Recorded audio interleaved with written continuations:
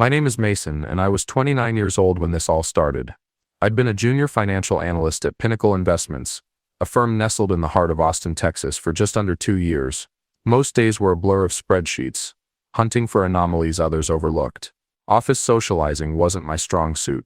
Happy hour invitations were usually declined. My true talent resided in deciphering numbers. Numbers are impartial, and patterns rarely remain hidden to a keen observer. Invoice totals mismatched our internal records. Payment routing numbers looped through the same three destinations repeatedly, and vendor names, while appearing legitimate, lacked verifiable online presence or physical addresses. My direct supervisor, Carter Davies, occupied a corner office adorned with expensive-looking golf clubs resting against his filing cabinet. When I approached his office door that Tuesday afternoon, a file tucked securely under my arm, he gestured me inside without pausing his work on the computer. "What's on your mind, Mason?" he asked. I placed the file on his expansive desk. "I've uncovered something unusual in the Sterling Group's accounts," I explained. His gaze briefly shifted to the file, then back to me. "And what exactly is unusual about them?" he inquired, his tone a blend of curiosity and subtle impatience. I indicated the highlighted sections. "These transactions appear to be flowing through shell corporations," I said, pointing out the recurring routing patterns and inflated sums. "It's a systematic pattern, I believe." Carter leafed through the pages, his expression hardening with every turn. He paused, his hand lingering on the file longer than necessary after he closed it. "These clients are incredibly valuable, Mason," he stated, his voice firm. "Let's just drop this." I didn't contest his directive. A simple nod and a murmured "understood" were my only responses. Unbeknownst to Carter, however, I had already secured digital copies of all the documentation. Something in his tone suggested that I might need them later. The following morning, a call from HR, Sarah, informed me of company restructuring, resulting in the elimination of my position. The tone was impersonal. A severance check would follow, and my desk needed to be cleared by noon.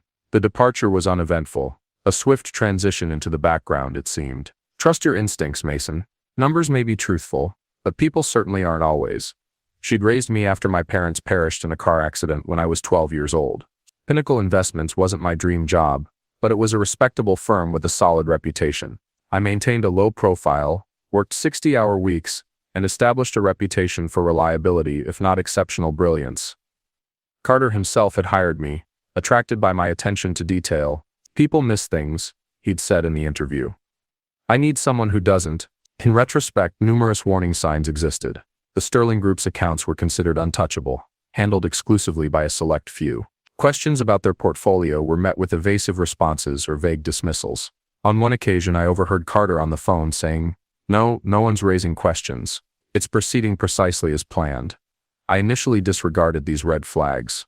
I was building a career, establishing financial stability. Complications weren't desired. However, there was another analyst, Jessica Adams, who worked in compliance 2 floors down. We'd occasionally crossed paths in the break room. She was known for her meticulous nature, bordering on intimidating. She once stopped by my cubicle to verify a discrepancy I'd identified in a different account. "Impressive find," she'd remarked, appraising my neatly organized workspace. "Not everyone invests this level of scrutiny." "It's my job," I replied. She studied me carefully. "Continue to perform at that standard," she stated, before offering me her business card. "If you ever encounter something incongruous, don't hesitate to contact me." 2 months prior, another analyst, Michael, had been abruptly dismissed. Office gossip suggested he'd been overly inquisitive about certain accounts. I assumed he'd made a significant error. Now I wonder if he'd witnessed what I'd discovered. The day before uncovering the pattern, Carter had invited me to lunch, an unusual gesture. He'd inquired about my career aspirations and overall job satisfaction, suggesting that I possessed significant potential. Looking back, I suspect he was gauging my trustworthiness, testing my loyalty. I failed this implicit test without even realizing it was underway. The morning after my dismissal, I sat in my apartment, staring at my laptop screen. Before leaving Pinnacle, I'd forwarded copies of the Sterling Group files to my personal email account, legally questionable perhaps, but my instincts told me something far larger was at play. I compiled a spreadsheet tracking all the flagged transactions. Over 6 months, over $5 million had been channeled through these shell corporations. The full scope hadn't been apparent at work, but now, with the complete picture laid out, the pattern was undeniable. Someone was laundering money through our firm, and Carter was undeniably aware of it. My phone vibrated. A text from Amelia, Another Pinnacle analyst. Heard about what happened. Unbelievable they let you go without warning. Drinks tonight? I didn't reply. I couldn't explain my thoughts, and trust felt like a scarce commodity. I retrieved Jessica's card from my wallet. Her direct line was printed beneath her email address. My finger hovered over my phone. What could be achieved? I was already unemployed. Confronting a mid-sized investment firm would be expensive, exhausting, and potentially career-ending. I could easily be labeled a troublemaker. Perhaps the best course of action was to move on, find another job, and forget what I'd seen. My apartment suddenly felt claustrophobic. I grabbed my keys and drove to the park where my grandmother used to bring me during visits. I sat on a bench, watching joggers and dogs playing. Trust your instincts, Mason. I heard her voice. What were my instincts telling me? That something deeply wrong was happening.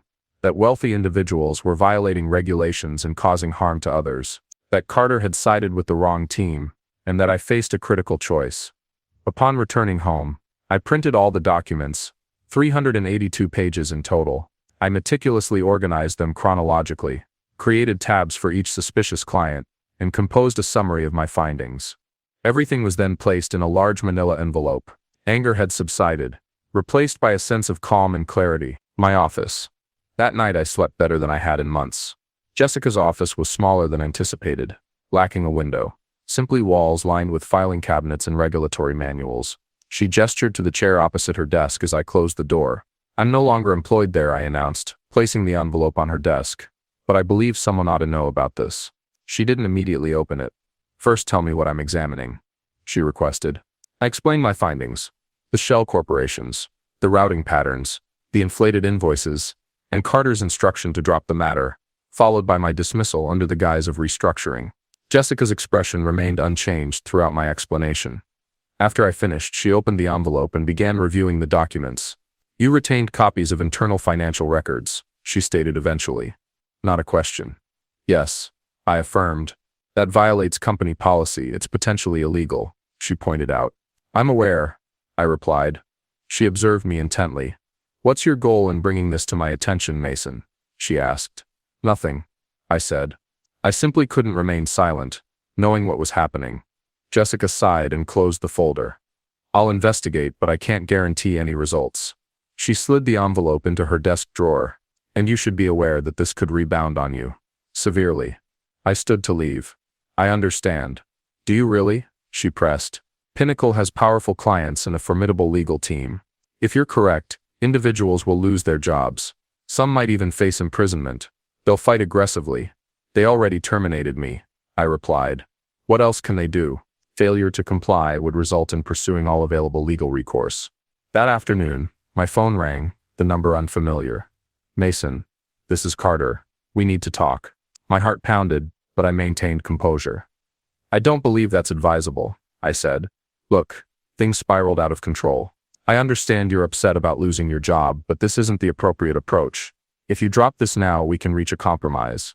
We could even consider reinstating you on the team. What team would that be, Carter? The one that turns a blind eye while clients launder money. Silence followed. Then what? He pressed. You have no idea what you're talking about, or who you're dealing with. These people, he abruptly stopped. Just meet me for coffee. 15 minutes. No, thank you, I said. You're making a mistake, Mason. A very large one. After hanging up, I contacted a lawyer. The consultation fee consumed nearly a full day's pay from my previous salary, but I needed clarity on my position. The attorney, Eleanor Vance, specialized in corporate whistleblower cases. She listened to my account without interruption. You've placed yourself in a vulnerable situation, she stated after I finished. But if your claims are accurate, there are protections for whistleblowers. The challenge lies in proving retaliation when your termination was disguised as a restructuring. So I should simply concede, allow them to evade responsibility, I asked. She leaned forward. I didn't suggest that. I said it's a precarious situation. We'll need more evidence directly linking your dismissal to your discovery. Driving home, I noticed a black sedan parked across from my apartment complex. The same car had followed me from Eleanor's office. Coincidence? Paranoia? Or had I stumbled into something far more significant than I'd initially realized? These people, who was he afraid of? The clients? Someone within Pinnacle? I accessed my laptop and investigated the Sterling Group more thoroughly. They were a private equity firm with investments in real estate. emerging markets and numerous industries unfamiliar to me. Their CEO, Theodore Sterling, was rarely featured in the press and had no discernible social media presence. Their website was sleek, but provided little detail about their actual holdings. A minor news article from 3 years prior, before I joined Pinnacle. The Sterling Group had been under SEC investigation for potential securities fraud. The case had been abruptly dropped, without explanation. Further investigation unearthed an archived article mentioning the lead SEC investigator's sudden retirement mid-investigation. Coincidence? A knock at my door startled me. It was nearly midnight. Through the peephole I saw Jessica Adams, her expression tense. "May I enter?" she asked after I opened the door. I stepped aside, and she entered swiftly, glancing behind her before I closed the door. "Were you followed?" I asked, only half joking. She didn't smile. "Perhaps. I'm not certain." She placed her bag on my kitchen counter and produced a flash drive. "I found more, significantly more," she stated. "You've barely scratched the surface." She connected the drive to my laptop.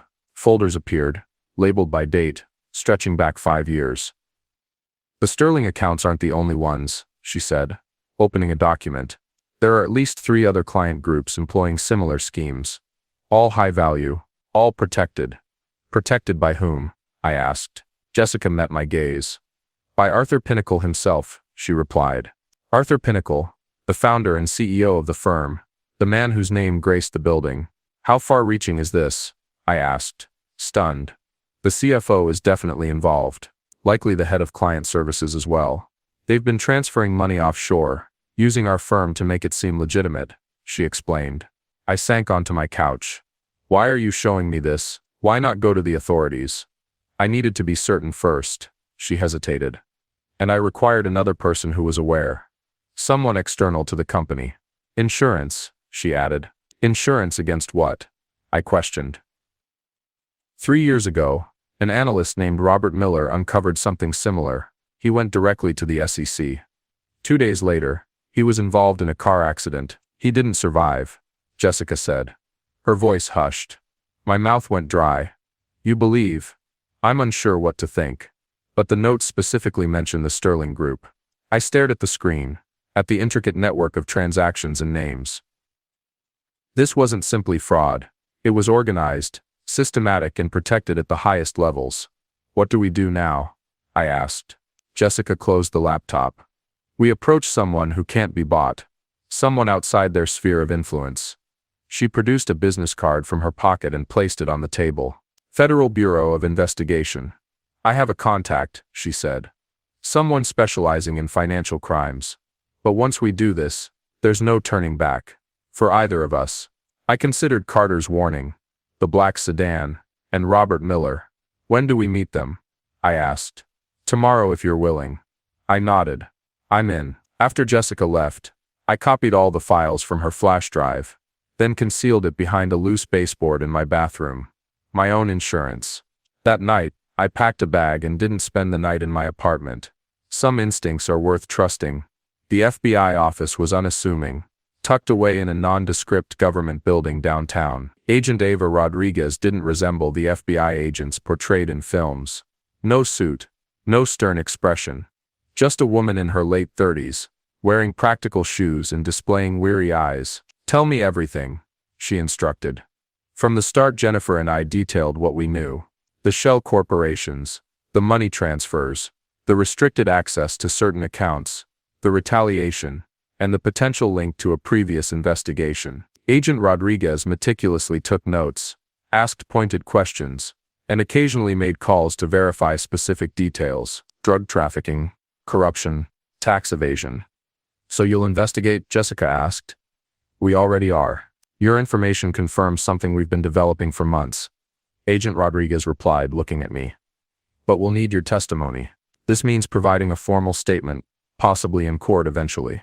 I pondered my career prospects after being known as the individual who brought down his former employer, Carter's warning, and Robert Miller's fate.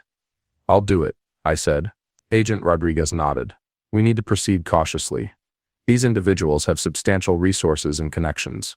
For now, maintain absolute secrecy about this meeting." She gave each of us a card with a single phone number.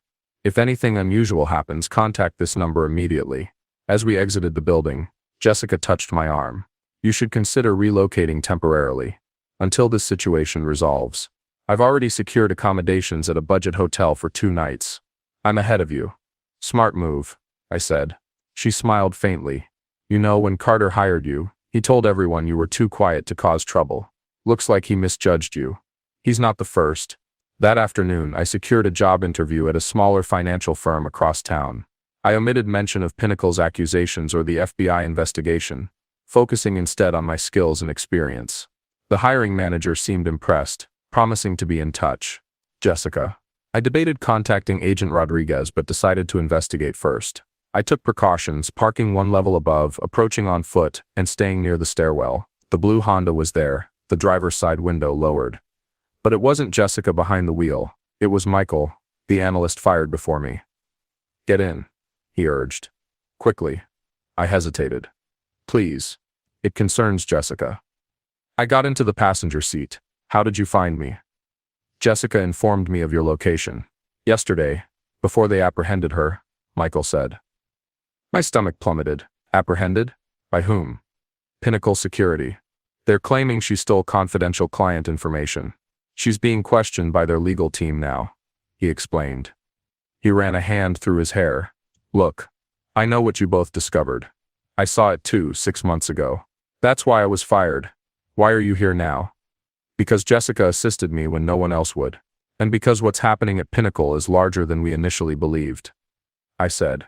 He handed me a USB drive. This contains account information for offshore holdings, copies of altered financial statements, and recordings of conversations between Pinnacle executives and Sterling Group representatives. Jessica managed to extract it before they secured her computer. I stared at the small device. Why not take this to the FBI yourself? Because Pinnacle has people everywhere, even within law enforcement. Jessica believed you might have a contact we could trust. Michael explained, looking at me. Do you? I thought of Agent Rodriguez, her weary eyes, and immediate recognition of what we'd presented. Yes, I said. I believe I do. I called the number on Rodriguez's card from Michael's car. I informed her about Jessica's situation. Within an hour, we were in a different FBI office with different agents creating a secure copy of Michael's files. The situation escalated rapidly that evening. Jessica was picked up by FBI agents as she left Pinnacle's offices, ostensibly for her protection. Warrants were being prepared, and I was moved to a secure location until the situation unfolded. The last person I contacted was my lawyer, Eleanor. They're making their move tomorrow, I informed her. I need you present. I'll be there, she confirmed. And Mason, whatever happens, you did the right thing.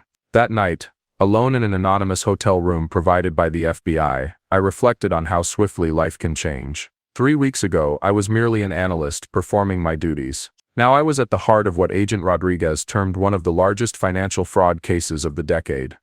Fear had been replaced by readiness. On 2 a.m. on a Tuesday, FBI agents entered Pinnacle Investments through every available entrance. As they secured the building, other teams simultaneously executed search warrants at the residences of Arthur Pinnacle, the CFO, and 3 senior partners. They also arrived at the Sterling Group headquarters in downtown Austin. I observed from Agent Rodriguez's car, parked across the street. Employees streamed out of the building, appearing confused. Some were being interviewed by agents on the sidewalk. Others stood in groups, checking their phones, trying to comprehend the unfolding events. Then I saw him, Carter Davies, being escorted to a black SUV, without handcuffs but clearly not cooperating willingly. His expression was a blend of fury and dread. He's cooperating, Agent Rodriguez stated beside me. First one to flip, trying to negotiate a deal. Of course he was. I almost laughed. Carter glanced up as the SUV departed from the curb. For a brief moment, our eyes locked through the car windows. He didn't seem surprised to see me, merely defeated.